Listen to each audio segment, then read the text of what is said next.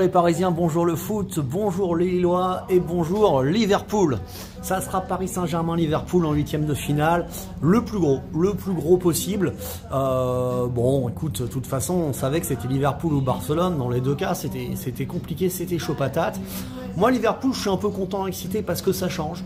Après, c'est les plus forts.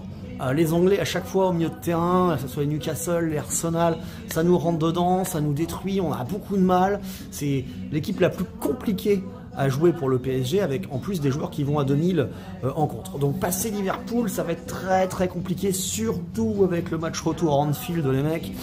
Ou même si tu as gagné 2-0 au parc, là-bas tu peux prendre un bouillon de l'enfer. Mais maintenant, les Anglais, ça leur arrive de sous-estimer les Français.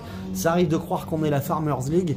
Et peut-être que ça leur portera préjudice. De l'autre côté, vous avez les Lillois qui ont opté pour Dortmund. Dortmund, c'est pas mal parce que c'est plus fort que toi, donc t'es pas favori, mais t'as le retour à Lille, et c'est possible. C'est quand même le finaliste de la dernière édition, sur lequel on s'était cassé les dents en passant de peu à côté. Je pense que ça sera dur pour les Lillois, mais c'est possible. Donc les Français, évidemment, il peut y avoir personne en quart, hein, parce que Liverpool et Dortmund, c'est chaud. Mais c'est possible qu'on y soit tous les deux. Du côté du tableau du Paris Saint-Germain, si tu passes, t'auras le vainqueur de Bruges-Aston Villa. Ce qui serait beaucoup plus ouvert après avoir joué Liverpool évidemment, mais attention, si c'est Aston Villa et l'équipe d'Emery, ça sera pas simple. Du côté des Lillois, si tu passes là, tu auras Benfica-Barcelone. Bon les mecs, on va pas se mentir, ça sera Barcelone. Et la route s'arrêtera sans doute là pour les Lillois. Voilà. Barcelone, à mon avis, c'est plus fort que Lille et ça passera. Le PSG face à si tu passes Liverpool, Bruges ou Aston Villa, ça semble être à ta portée. De ton côté, à nouveau Paris, si ça se goupille toujours, tu as un derby Real Madrid, Atlético Madrid, dont on ne sait pas l'issue. C'est toujours compliqué les derbys. On espère que l'Atlético le fasse.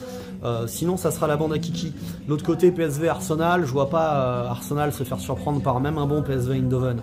Donc, on peut envisager qu'on ait un Real Arsenal en demi-finale, mais attention à l'Atlético. De l'autre côté, tu as le Bayern qui accueillera Leverkusen dans un derby allemand. Je vois pas le Recordmeister se faire sortir par plus petit que lui dans son championnat à domicile. Pour moi, le Bayern passera. Difficilement, mais passera. Et Feyenoord-Inter, on a vu que les Hollandais étaient sur une série d'éliminations d'Italiens. Attention au jamais 203, les Italiens face au Feyenoord. Donc voilà. Ce qui est quart de finale, on verra plus tard, mais ça c'était mes petites pronos et sensations à l'instant T. Maintenant j'ai envie de rajouter que le Paris Saint-Germain, quand tu regardes notre tableau quand même, hein, nous on a joué l'Atlético Madrid, le PSV Eindhoven, on a joué le Bayern Munich et on a joué Arsenal. Donc sur ton tableau là, des 16 équipes qui restent, on a 4 qui étaient sur ton parcours de 8 équipes. Et le 5e, City, s'il n'avait pas joué le Real Madrid en 16e de finale, il y serait sans doute. Donc maintenant les faits donnent raison définitivement à tous les gens qui n'avaient pas compris qu'on avait un tirage difficile. Nous avions le tirage le plus difficile puisque c'est sur notre parcours qu'il y a le plus de représentants qui restent. Malgré ça on est passé. Malgré ça on est passé parce qu'on a montré du cœur, on a su souder une équipe et c'est dans la difficulté qu'on a réussi à franchir un palier. Et ce palier là peut peut-être nous permettre d'aller regarder Liverpool sans avoir peur. Mais attention, prudence.